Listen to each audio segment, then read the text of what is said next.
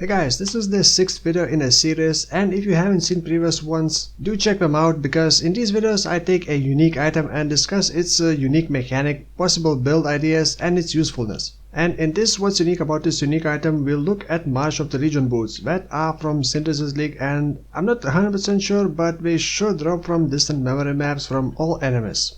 At first glance, these boots do not look that good. They have all elemental resistances and movement speed and +2 to level of socketed aura gems. The unique part about them is socketed gems are supported by level 25 blessings. Unfortunately, this blessing is not the one that Chris Wilson uses to give Mirror's Exile to players.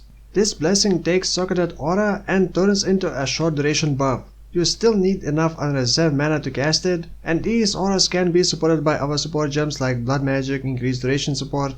Auras supported by this blessing will change auras to count as mana spent, which enables other interesting mechanics that require you to spend mana. So let's talk about how they could be used.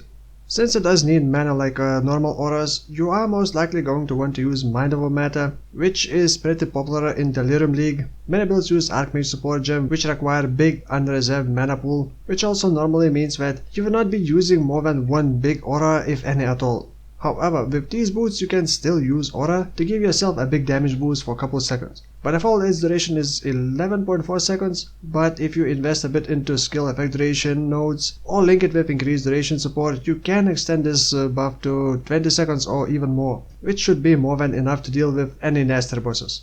Even if you are not using Archmage, you can still use it with any Mind Over Matter builds. These boots are very often used by full support builds that run almost nothing else but auras. It can also be used by minion builds, but most of my ideas for builds around these boots lean towards Archmage and Indigon builds. By the way, Indigon would be powered up by the mana spent when activating auras with these boots, so you can quickly boost your damage not only from aura buffs but also from spending mana. You may also want to take a look at Zerf's Last Breath Flask, which heals you based on mana spent, however it requires you to not get hit to keep the regen going.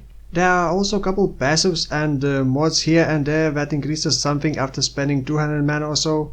Kalisa's Grace Gloves, for example, grant you +2% to base critical strike chance for 2 seconds after spending a total of 800 mana. You can combine multiple of those things, and with 1 or 2 aura activations you would gain a lot of damage for a short period of time.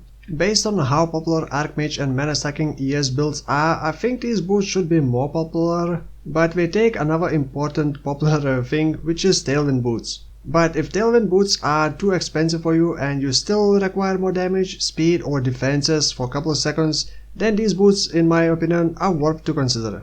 I've been wanting to do a build with these boots for some time, but I always find more interesting builds to play with, and I already did couple Archmage and Indigon builds this league, so I don't know if I want to do another Archmage build. However, I may try using them the next time I do a build that cannot get enough life and has to go Mind Over Matter.